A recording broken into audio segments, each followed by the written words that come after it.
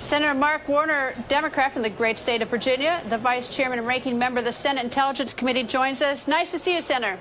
Great to see you, Greta. Thank you. Okay, Senator, where do you lie in this spectrum? Do you agree with Speaker Ryan that the intelligence committees can handle the investigation of the alleged contacts between the Trump campaign and Russia, or do you lean more with former Speaker of the House Newt Gingrich?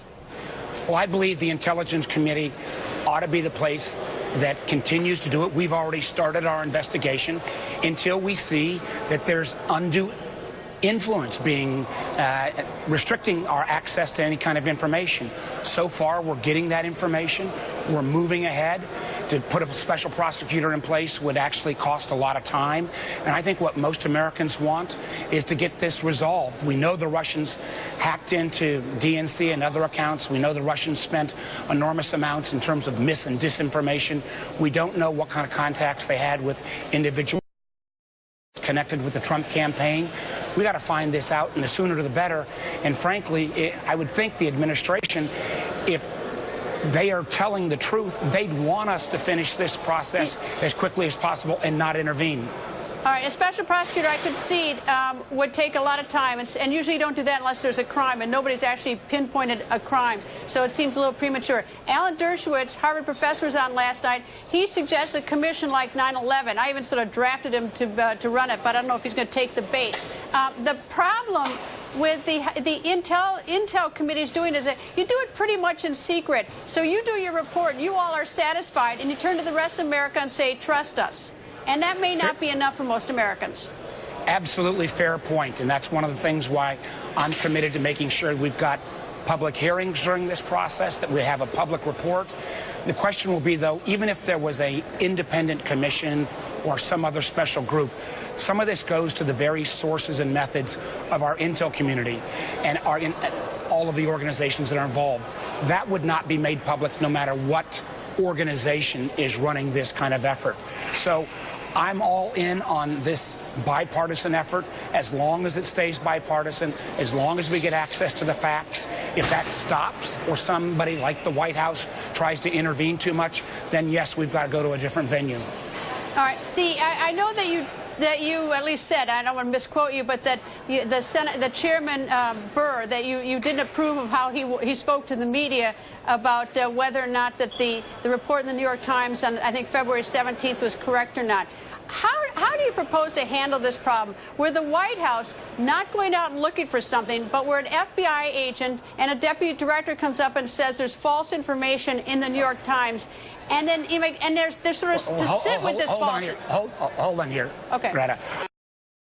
I have not seen anywhere a quote from the FBI dismissing any particular story.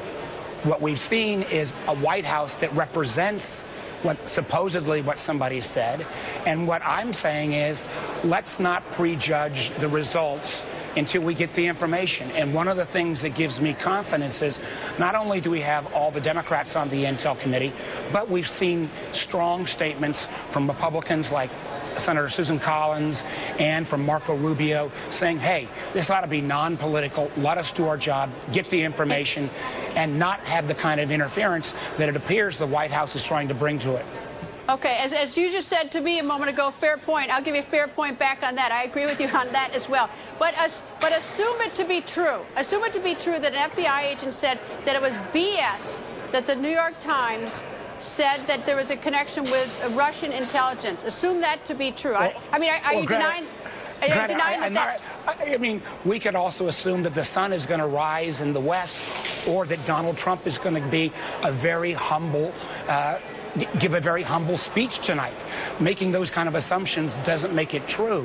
One of the things that I think has been indicated as well is that there are ongoing investigations. When information is discovered, it's turned over to the FBI if it involves ever Americans.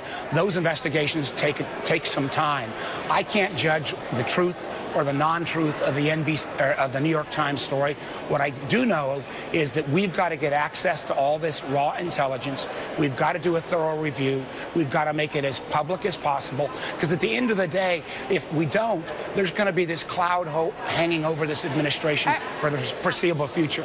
Are you sort of politely trying to wave me off that so that I don't make a mistake and go down that rabbit hole? Do you think that didn't happen? I mean, do you have any information or nothing? Greta, I would never try to tell an experienced journalist like you what to assume or not assume. But I would say this, that in my whole time in politics, I've never been involved in anything that I think is more important and more critical to get right. This was an attack on our very democratic process. We know the facts in terms of false information. We know the facts in terms of hacking into DNC and other individual accounts like John Podesta. We've got to find out whether this third item is true or not. I can't think of anything more important than getting this right. And frankly, if we can do it in a bipartisan way, that would be all the better. If we can't, and we have to go to a special prosecutor or some other avenue, then we'll look at that. But at this moment in time, we've got people working today looking at information. If you can't do it bipartisan, do take a look at Alan Dershowitz. He's got some spare time on his hand, and he's a pretty fair guy. Anyway, hey, Senator... I went to law school. Alan was one of my teachers. I'd always trust him he'd be a vigorous prosecutor on any issue he takes on. Yeah, I know. I think I'm just trying to get him a job. I think he needs a new job. Anyway, Senator, thank you. I hope you're...